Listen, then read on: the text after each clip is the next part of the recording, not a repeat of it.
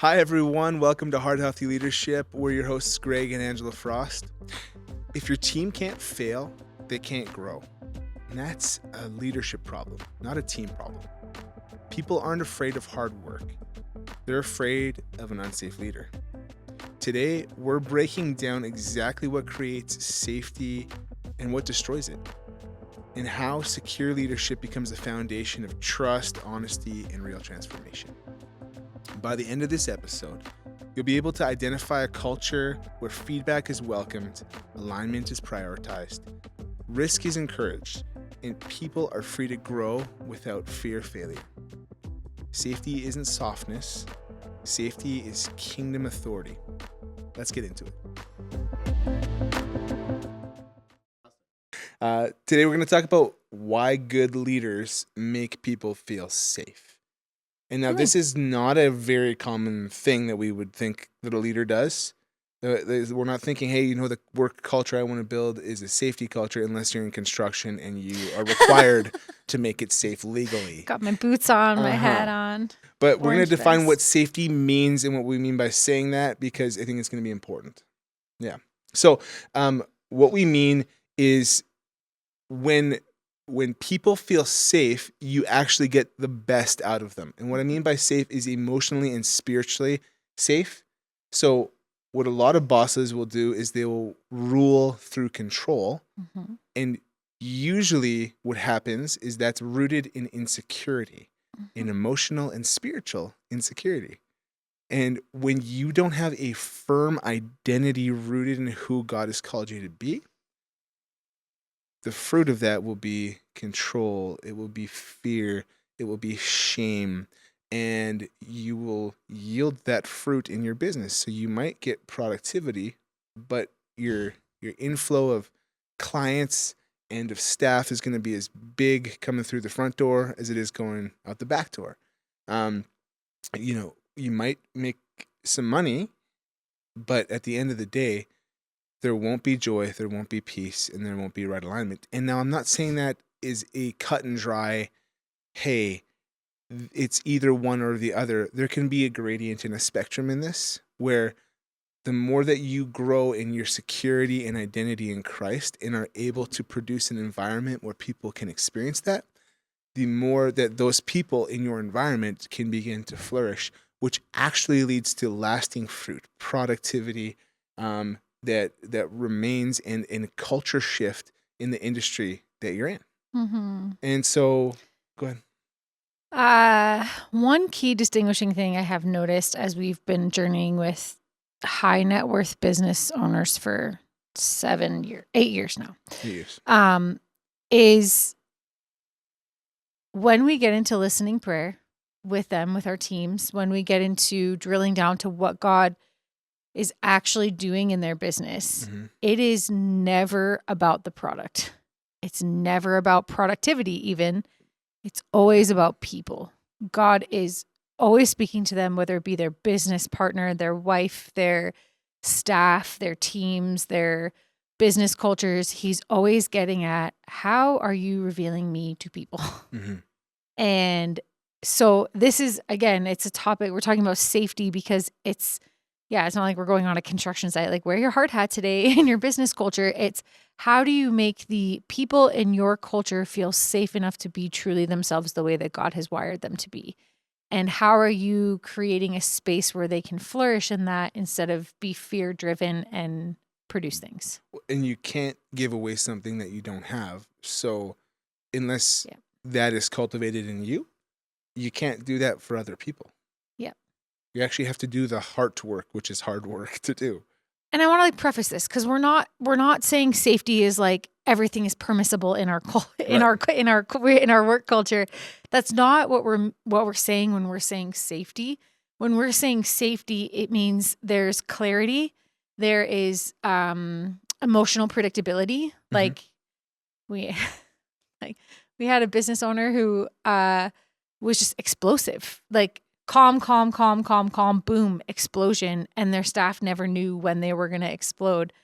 And it was like, okay, a Jekyll Hyde scenario doesn't really make your staff feel safe at the end of the day. It brings fear into the work culture.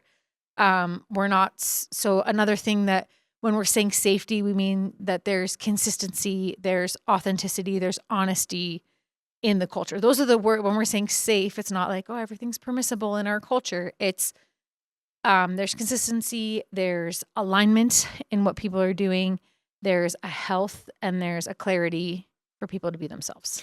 So I think part of the conversation is how do we actually create a culture where people feel safe?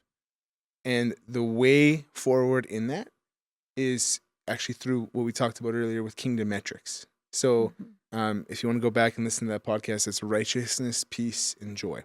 But let's focus on the fun one, joy. So a culture of enjoyment at work doesn't look like we're throwing a birthday party for Susan because it's her birthday. It looks like although Susan's birthday is important. It's important. Very important. Birthday. It's like The Office, right? They have a birthday cake every week, and it's like, oh, this is great. That's not enjoyment. Enjoyment means you're entering into the joy of something, and so in this case, it would be the work. If you're really enjoying the work that you're doing, it is because it is aligned with who God has made you to be. Okay? So some people are actually called to accounting. God bless you. But we need you. They like genuinely enjoy it. But I am not called to that. And I mean this. We need good accountants. Yeah. And they're in right alignment because God has called them to that. And they love rules and calculators and All the spreadsheets. It's so great.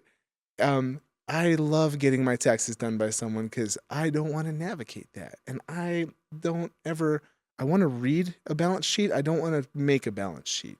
Okay? These are all like ledgers are super important to growing your business. It's great to know that stuff. But when you have someone who's called by God and there's enjoyment in creating order in financial systems expressed in accounting, then it is actually an act of worship what they're doing because they're in alignment with who God's called them to be. There's enjoyment. And then that actually produces peace in the culture because now we have financial clarity. Yep. We understand what we can purchase and not purchase. We understand how we can scale and grow in a sustainable way. Those things are important. Yep. Now, those are kingdom metrics. But if I cultivate an environment where that's happening, people feel safe to be who God's called them to be. I'm encouraging them to enter into the kingdom, practically speaking, because they're in alignment, they're in peace, and they're in enjoyment. When I do that for anyone in my organization, I allow them to step into that alignment. They feel safe, and then what comes out of their heart is some of those things that they might be inhibiting them from entering into the fullness of what they're called to be or who they're called to be. So that's where we build the foundation in a business of creating safety is looking at those kingdom metrics. But then what does that produce and how does it fold out in us actually getting dialed in and being effective at our job? So it's not efficiency, but it's being effective. Those are kind of different things.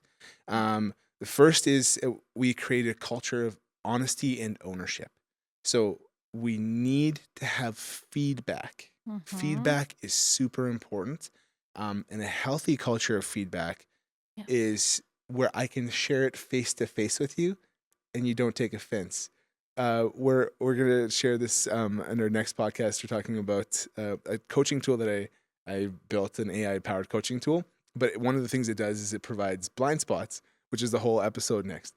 And when I was reading my blind spots to Angela, it was hilarious because she's like, yep, that's your, like, and there was 4 or 5 of them. And I was like, I'm glad that our marriage is healthy. And I really appreciate your feedback because this would really hurt my feelings in other circumstances. But it's true. We need that culture of feedback. Like, I've appreciated that with most of our team where they come to me if I'm acting out of alignment with who I am called to be, or if I'm even operating in a blind spot and they're like, hey, that hurt, or that sucked. And I'm like, you're absolutely right. Because that's where the ownership comes in. Yep. Do you want to know what a fake apology sounds like? Yeah. I'm sorry I made you feel that way. That's a fake apology. A real apology is, I'm sorry that my actions made you feel that way, and I can see how I did that. I'm really sorry for what I did. Yep.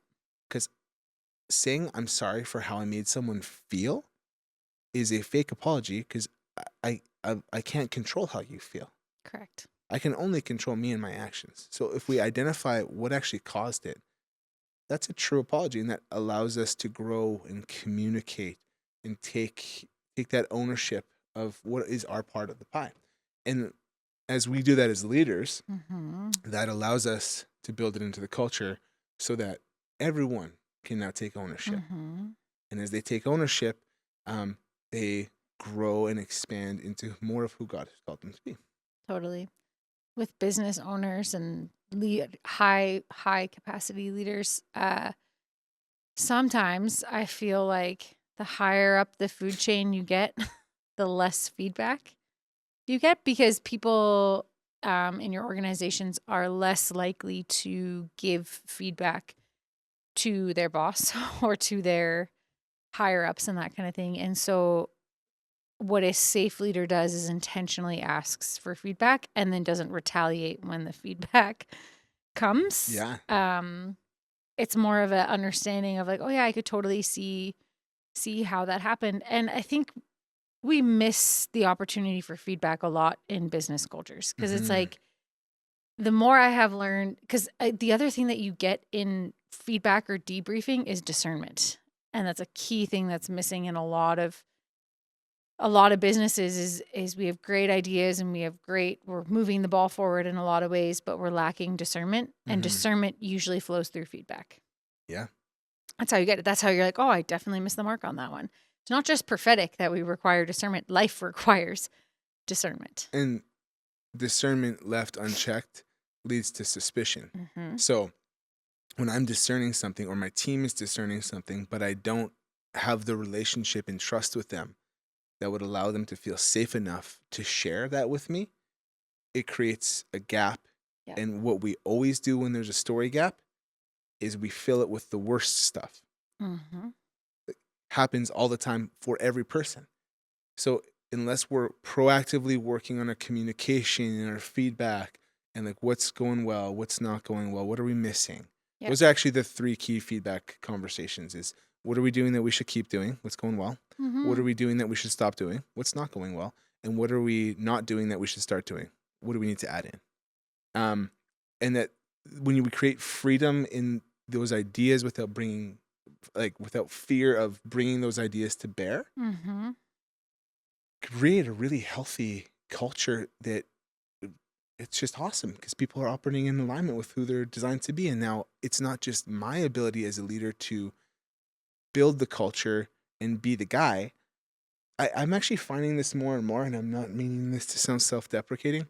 I love the meetings where I am the least spiritually proficient person in the room. I'm usually like coaching more than leaning into the prophetic. So we got asked to do like a prayer team recently, and Angela always makes me go first whenever we pray for people or prophesy over them. She's like, you go first. I'm like, okay.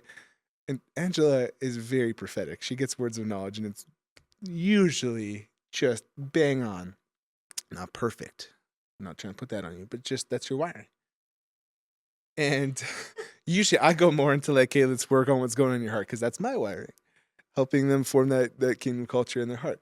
And Angela will always make me go first, and I'm like, kind of right sometimes. I get it, but I love those environments where I am not the best. Like I want my team to be at their best, where I feel like, man, I just get to direct people and watch them thrive. That's the best, because the fruit of it is a really cohesive, kingdom-minded team that feeds off of one another, and everyone's growing. Yep. That's fun. It is fun. Are you like really pregnancy tired right now? The way no, you said I'm that. just thinking, oh no, now anyone who books a call, They like, I want Angela on the call.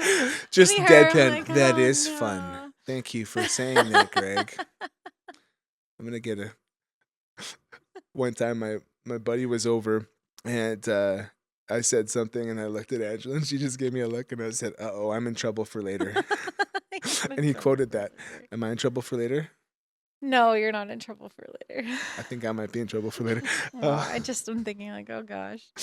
All right, well, let's talk about this. True safety means you have alignment over performance. Yeah. Because it might take longer, Mm-hmm. but we're actually going to get more productivity out of people when they're in alignment with who God's called them to be. Yep.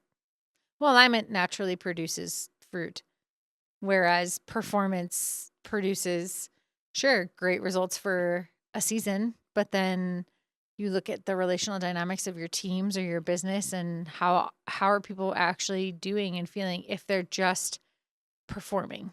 So for me, I'm like, is your team producing or are they performing? That's the key questions. And what's the difference between the two? And some of the questions that we can ask Jesus in the process is, Jesus, where's their life flowing? Because Jesus said, I've come for life and life abundant. Okay, so if there's not life flowing in what you're doing, then we understand that that's just dead good works. Okay, for you, for someone else it might be life, but for you it's death, even if you're good at it.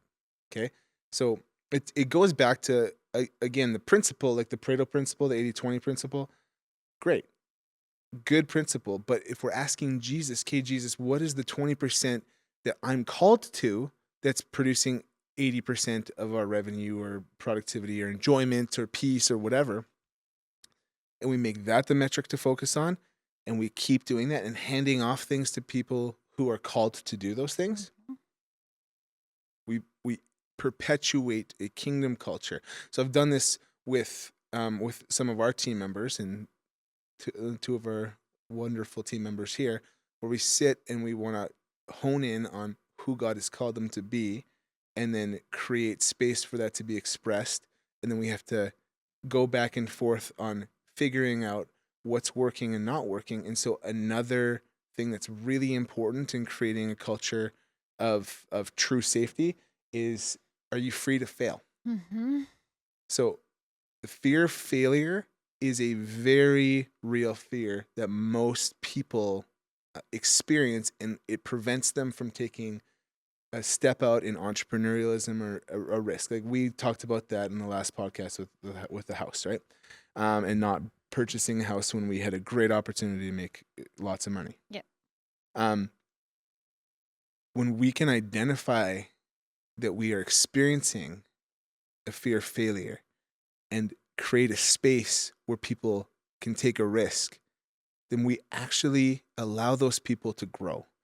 We've been in cultures before where I recognized that there was some freedom or perceived freedom, but that freedom was actually limited because the person themselves had a fear of failure. So what that produced was control. So I'll let you fail to a point, but this still needs to happen. So when you start to fail, I'm going to take it over real quick and make sure it still happens. That does not allow a culture of ownership to happen, where people are free to fail. And when they fail, it's like, okay, what happened? Like, let's go into this together and discover what's going on here, because we need to learn and grow together. So let's start here. So let's talk about some of the psychology of what's going to happen when we create a safe place. People are going to begin to feel more creative. They're going to take risks, and we can start off with little risks. Like we don't have to swing big, but like let's take a risk. Like with social media, one of these things that you talked about Gary Vee, like don't follow Gary Vee. It's fine. But one of the things I didn't say don't follow Gary Vee. But we follow the principles instead of everyone's because I think people just don't get still enough to hear what God's doing. Totally. It's so much easier to listen to Gary Vee or Alex Hormozy or Connie Sanchez or whoever. And I'm like, maybe just shut those voices up Cody Sanchez, shut those voices up and go listen to the Holy Spirit's voice a little bit more. Because we can have those principles. Like I think Hormozy's stuff is like more kingdom than a lot of kingdom. But if I'm following the gospel of Alex Hormozy, I'm going to reap the fruit of that gospel rather than Jesus, right? And that's what you're saying. I think what's hard is we listen to a lot of the principles from these great people, but we're not examining the fruit in their life. Yeah. And so we start walking down the road of I'm following these principles, but we're not evaluating actually what's the substance behind these principles. So I don't know, I'm like 6 months down the road, 8 months down the road, 2 years down the road. It's burnout, it's fatigue, it's driving, it's performance, it's all these things because, again, we tuned into other voices outside of the voice of the Lord. I'm not saying Alex Hormozy does or does not create a safe culture for his staff. I know, sorry. That wasn't even the point of me bringing this what up. I'm saying is it's like we need to examine the fruit a little bit more. And the fruit of safety is when people can innovate and they can be honest in their culture and they can take risks and they can be creative and they don't have a manager jumping in to save a ball being dropped. It's like, oh, the ball dropped. Let's debrief why the ball dropped and where did you miss it or what's a blind spot, or it's just creating space for, sorry, That's okay. all of these things to flow. And honestly, the root of it is there actually the substance of freedom in the culture, or is there the substance of control in the culture? And we don't mean freedom as in you have a permissive culture to do whatever you want, Mm-hmm. but you have a clear culture. So it's like with our team, I just say, like, get it done whenever you want to get it done, but just get your stuff done. Mm-hmm. Like, I think that's COVID actually was really great for that, because most people are like, oh, the people can be more productive at home and just like just do their job. And I don't have to micromanage them. Yeah. But what I was getting at with the risk thing, back to that, is Gary Vee interviewed a guy, or nothing, it might have been Hormozy actually, and he was like, nothing's stopping me from posting 100 times a day on social media. And he just took a risk, and the guy didn't create new content 100 times a day. Mm-hmm. He just posted the same stuff on repeat, like literally same caption, same video, same everything, and he grew to 150,000 people or followers in like, I don't know, like 60 days or something. Beautiful. Because he's like, that's a risk, and so the risk is like, I'm just gonna get out there and do it. Yeah. And I love that. I'm not saying let's take $1 million risk. Let's like we have to take little risks and then weigh and measure it, and then we do a risk assessment with Jesus, right? Yeah. Rather than saying this is our pro forma, which is important, in doing your due diligence, which is important. We do our spiritual due diligence as well. Yeah. And then we take a risk with Jesus. And what if my risk with Jesus fails? Yep. Did I hear God correctly? I don't know. Did you? I think the whole point, and we talked about this earlier, is God's plan is a process, and it's about maturing and walking things out with Him much more than it is about getting my performance metrics met and getting an ROI. And that stuff will come as I mature and lean into the process with Him. Yeah, when hearing God's voice in your culture or your team is performance driven, perfectionism is the result. And so it's like we have to hear God perfectly every single time. And when we're hearing God perfectly, that means we're getting the results that we want. And again, it's all performance driven. Whereas actually hearing God's voice from a producing fruit standpoint is people are more aligned in their process, and then they feel safe enough to actually take the risks. And hearing God might lead you to take a risk and write a crappy sales ad or whatever. But again, you're growing in the process as opposed to expecting perfection. And I think the demystifying that hearing God's voice means that the result is going to be exactly what you think the result is going to be. 100%. And you have to hit it right 100% of the time. Yeah. And just demystifying that a bit, because when we add that into the culture, then we're losing out on like the actual authenticity of the journey and the process and the alignment and the clarity and the trust that comes in a process. Well, and Jesus modeled that culture of safety so beautifully in everything He did, because He corrected people without violating their identity. Now, to be fair, He did violate the Pharisees' identity, because their identity was in the religion, in the relationship with the rules. But He was calling out their true identity. I'm like, did He violate, or did He just, you brood of vipers? I think they felt violated because they murdered Him, but possible. So he confronted people without shaming, and I love the woman caught in adultery as an example of that. Like, that is the premier example of how He did that to both the religious accusers and the people who made a mistake and sinned. Sure. The adulterer, right? Like, He was just, everything was restorative, and He brought correction. And he did that without controlling the process too, but it was love was the motive. Mm-hmm. And so sometimes love is looking like bringing clarity or reflection to something that's not working. Mm-hmm. Sometimes it looks like redirection.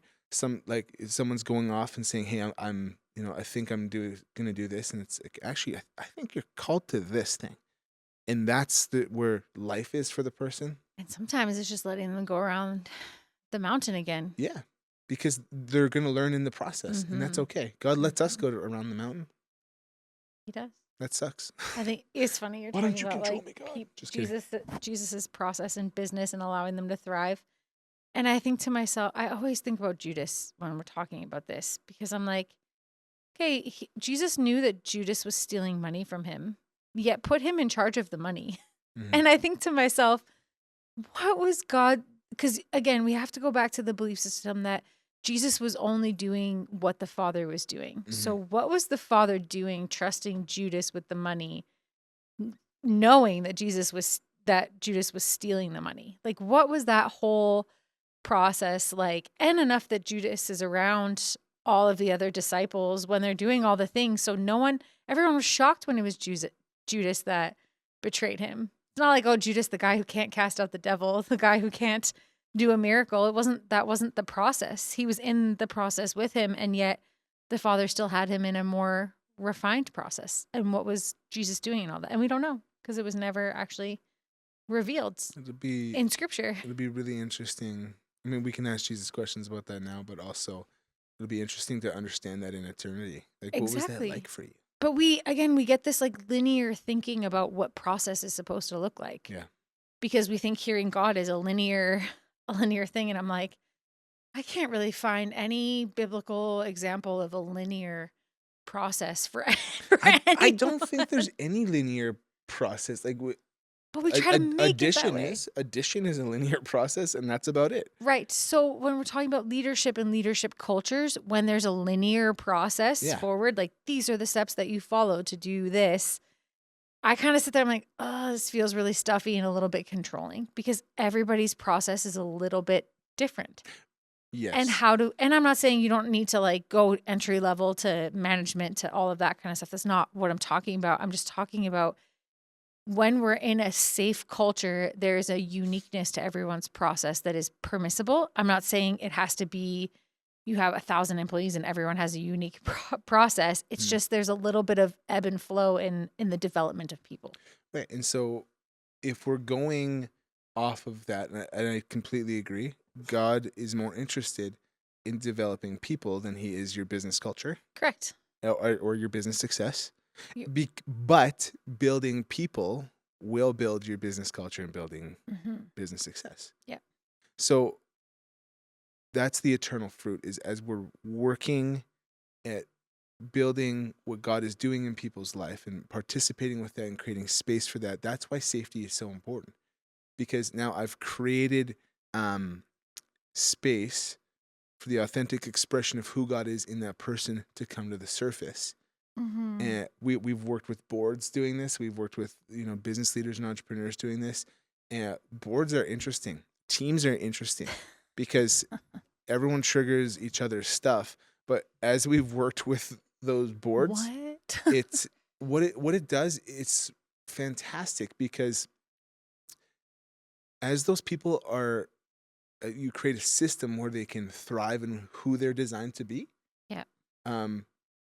They feel life, and then you see how other people's strengths cover those people's blind spots and how those things work together. And now in a traditionally dysfunctional performance-based board where people fulfill roles because of obligation and duty rather than love and joy and peace and righteousness, that transition, it's a bumpy transition over to that. I mean, it's a bumpy transition for us in our business and for other people coming into our business. We're trying to be, hey, how do we get you into alignment? But when it clicks, it's like people's eyes are opened, life flows. That's where work doesn't necessarily feel like work. What I mean by that, it doesn't feel arduous. and like I'm doing this so I can pay my bills, but there's more to it past that. You still feel like you worked hard, Mm-hmm. but you're not doing it for the purpose of doing what you really love. Like you actually love what you're doing. Um, it's such an amazing thing to see as we build this into help Christian business owners build this into their culture. This is now take 2 of our new segment called Lacey's Questions. So what happened is we were sharing on safety, and then Lacey, who is our wonderful assistant, she's like, "Hey, I have questions that I think we should ask," and then our lovely Amy Lynn said the same thing. She's like, "I have some questions to add to this," which is great. I love that you guys feel safe to ask them. So Evidence of a safe then culture. and then what was happening is I was answering them and Angela was laying down because she's a little pregnant. And then Lacey asked the first question and Angela's like, "I have a response. I'm coming." So we call this question, or we call this time, really we call it question and response, because people might have questions, but we might not have an answer, but we'll have a response. And yes, so go ahead. Great. Awesome. Okay, so my first question for you guys is, as a leader, what are you thinking and feeling in those moments when leading someone through their failure, when they're missing the mark or making a mistake? You had a response first. So. My first response is, if I'm seeing them make a mistake or missing the mark, I'll ask Jesus, "What are you doing? And how do I participate with this?" Because sometimes it's because I didn't train the person well. It was like a communication error, and I need to own that. And sometimes it's them missing it and God revealing something in their heart. So I really need to get orientated into which one it is first. And I don't take it personally if my team is making a mistake. I'm not really triggered or challenged by it. I find like if I can just hear what he's saying and how he's saying it, whether it's a me thing or a them thing, we can figure it out from there. So my goal with it is alignment of like making sure they're aligned with who God's called them to be. And I think it's always so tricky to hypothetically ask a question like this, because are they failing like harming other people? Because that's a different conversation than if they're just making a mistake at their role. If they're making a mistake at their role, well, then like Angela said, part of it goes back to, am I as a leader giving them everything they need to succeed? And if I'm not, then I need to get in alignment. I need to own my part. They can own their part too. Like if they didn't speak up soon enough or whatever, that's fine. But what I'm thinking is like, how do I help them thrive? And really, a mistake is a mistake. I think we put this on God a lot, where we can't make a mistake before God. So it's actually uprooting that thing of a performance heart for people. But God's fathering us for eternity. So I'm interested in partnering with building people, not with building a big organization. And God's doing the building of the organization. That's good about the performance heart, because I remember building teams in my like early late 20s, and performance was what was in my heart. So I had this unspoken expectation that everybody else should perform like I'm performing. She performed so good. They had to replace me with a bunch of people. 5 people had to replace her for her job. Yeah, and it was like, oh, I'm really great at training people. I'm really great at setting up systems. I'm really great at doing all these things. But again, the fruit coming out of my heart was performance. So if someone's performance didn't match my performance, I would get irritated and agitated, and then I would like mull over it for hours, and then it just would like erode the relationship. Whereas now that I've come into more of, oh, this is who God's called me to be, and I live in oneness, and I'm a daughter, and I don't have to do all those things. I'm looking more at what's the fruit being produced in that person's life over the mistake. Because the mistake, again, could be misalignment, could just be we didn't train them. It could be like they didn't have the skill set or whatever. But I'm looking at what's God producing in that person that I can partner with. Yeah. So way good. less personal. I think that answers the second. It kind of does, yeah. And it just brings up another one is like, why are you not triggered when people say like, "Hey, Angela, hey, Greg, I'm missing the mark here." Whether it's like, I'm failing to follow through with my deadlines, or I'm making mistakes in these areas of my life and I don't know how, or why do you not feel triggered? And why do you feel comfortable with people's process? Why? Mm-hmm. Like honest answer? Yes. God's not triggered when I don't meet a deadline, or I think we've both encountered God in that way a Yeah. lot, so it's Mhm. hard to expect something that he doesn't expect of me. Like Mhm. I've encountered so much grace from him that you know, like that changed my life. So if how can I not give that grace that he's given me? And again, it's not the permission to keep making repeated mistakes on purpose in rebellion or due to like laziness or anything. But sometimes it's really simply just, hey, this probably isn't a strength of yours if you keep making the same mistake. Um, and let's get you realigned. Like let's how do we ponder and pray through things so that you feel you're killing it. One of the most successful business people that I know says that in his culture, um, he only puts people in roles where they're gonna kill it. Mm. Like where they're gonna feel like I'm winning all of the time, Mhm. and that's that. There's some stuff that is off with that culture, but that is one thing that is absolutely remarkable and has yielded a lot of fruit. So in the same way, I'm doing that in a kingdom mindset though. Like how are we getting you aligned with growth, with stuff that isn't life giving to you? How do we get that to someone else? And uh, that really produces a lot of life. Why are you not triggered? I'm not sure. Well, you're talking, and I'm like, oh, this. When we say like you can't give away what you don't have, it's like I Mm. think most of us have the depleted performance thing, like I had in my late 20s, and until you actually encountered the grace and like, oh, God's not really triggered by me not meeting a deadline or triggered by my failures or anything like that, and there's space to do all that, and you receive that substance from Him, it's like, oh, I'm not really triggered by it. It's not part of my identity or not taking it personally. But that's only because I encountered that with him. It wasn't Mhm. like, oh, I suddenly just all of a sudden decided I wasn't going to be triggered anymore. It was like, hey, God, I have a lot of performance stuff in my heart. Can you help me get rid of a lot of this performance stuff Mhm. so that I can understand what producing something in the spirit, which is by abiding, that's the only way it can come, is like abiding in Him produces the fruit. And so if I'm abiding, then people's performance or lack thereof doesn't really trigger me much because I'm abiding in Him and in His process. Yes. But if I like abiding, meaning I'm staying connected to God. Mhm. So when I would detach from God, if someone's working for me and saying, "Hey, I made a mistake," it would be because I care more about their performance than I do about the person. Yep.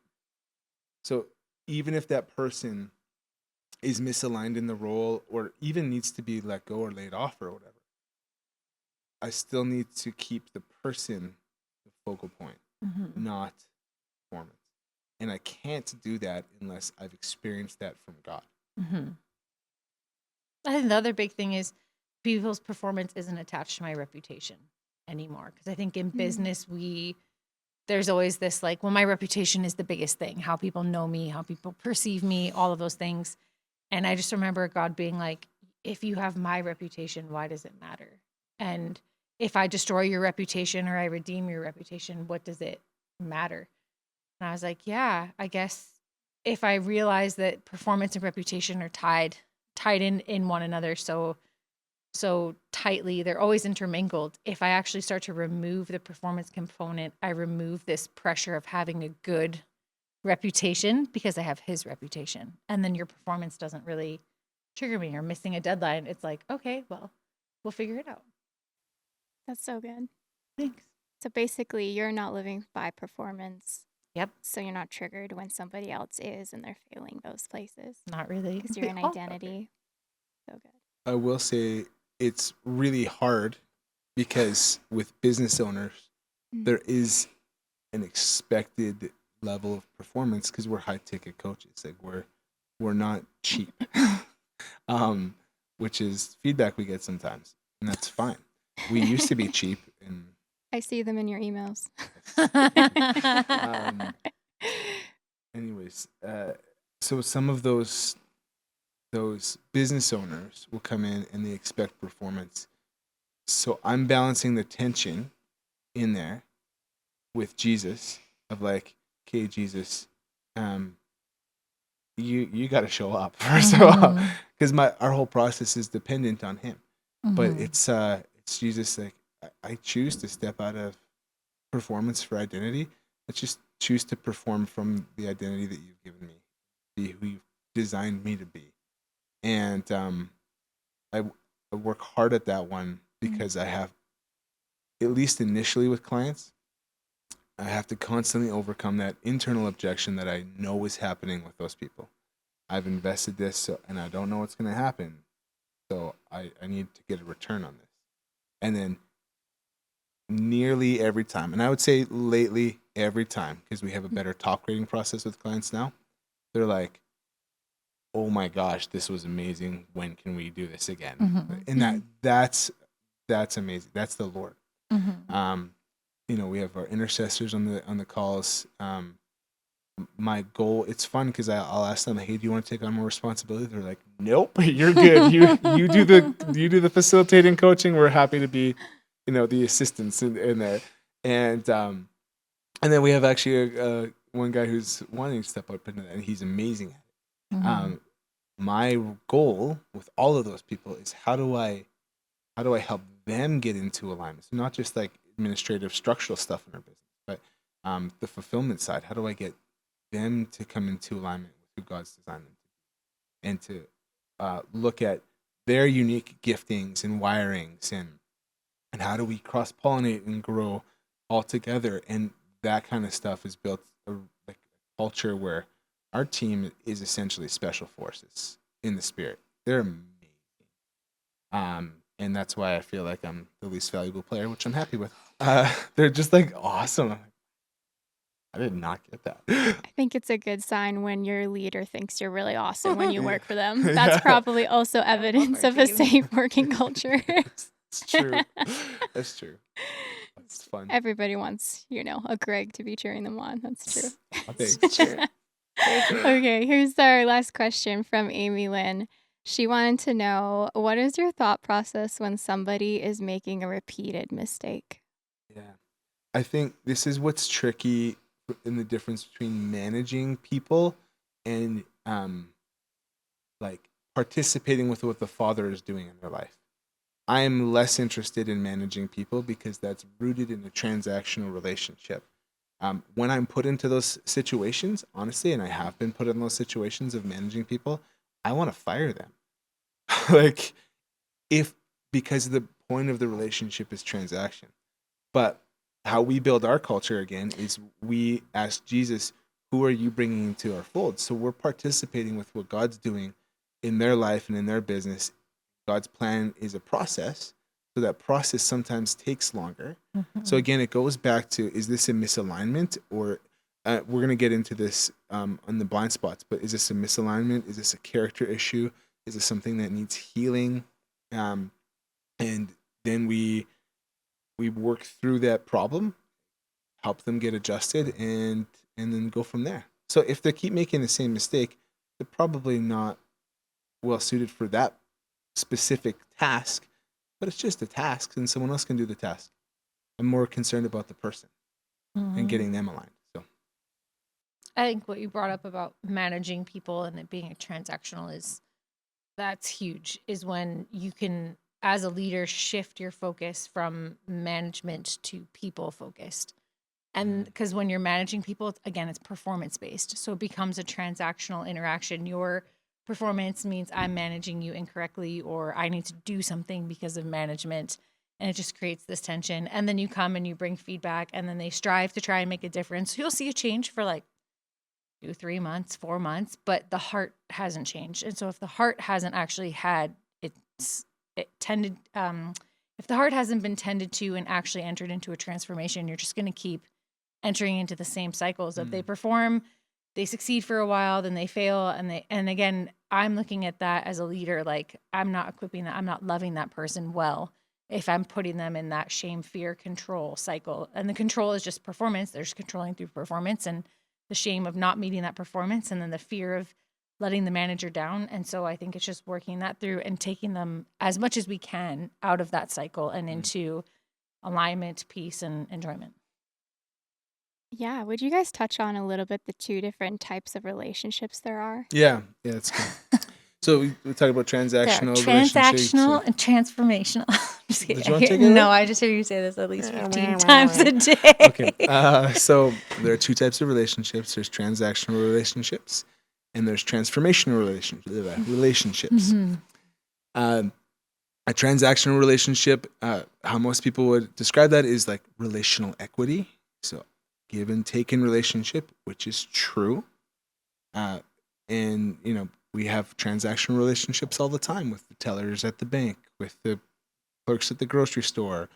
Most people actually only know transactional relationships. So they're in sales, like building a relationship with this guy so that he buys from me.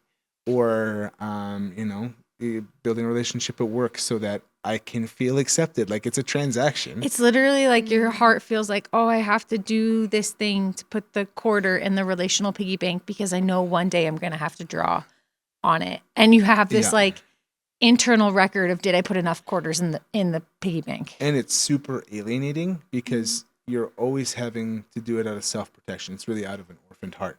But a transformational relationship is where you and I are both transformed into the image of Jesus in the relationship, because the point is the relationship, and transactions can happen within that relationship. Yeah.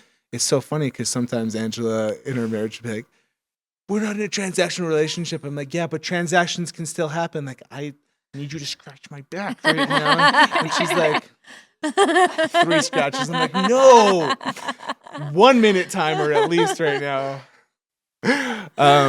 So anyways, that's the difference. The transformational relationship, we're both going to be conformed into the image of Jesus. Yeah. It's that iron sharpens iron in a non-religious way, right? Like, iron sharpens iron. So conflict is good. And it's like, well, is conflict good unless there's like resolve and health moving forward?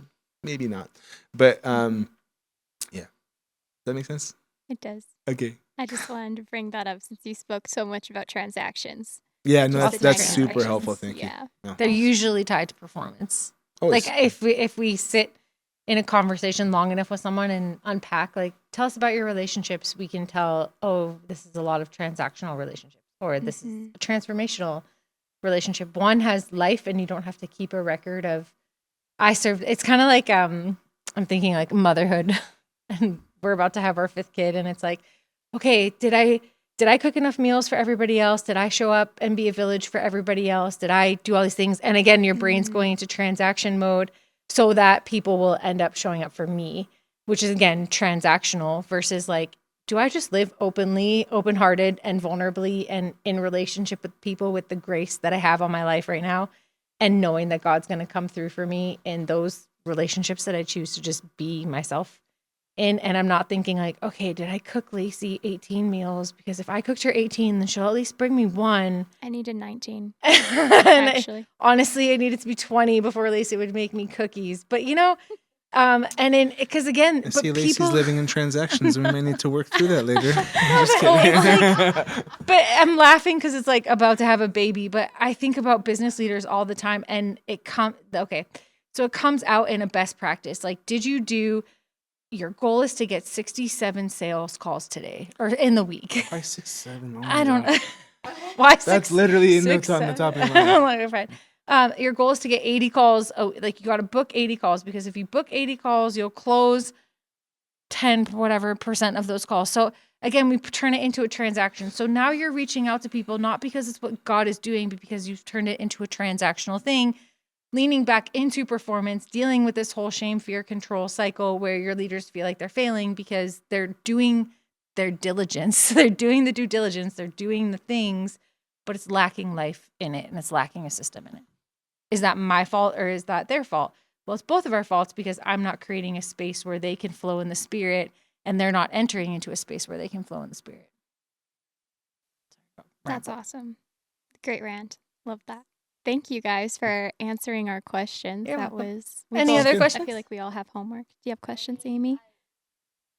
Okay, Amy Lynn has one more question. What more is question. your response to an overthinker?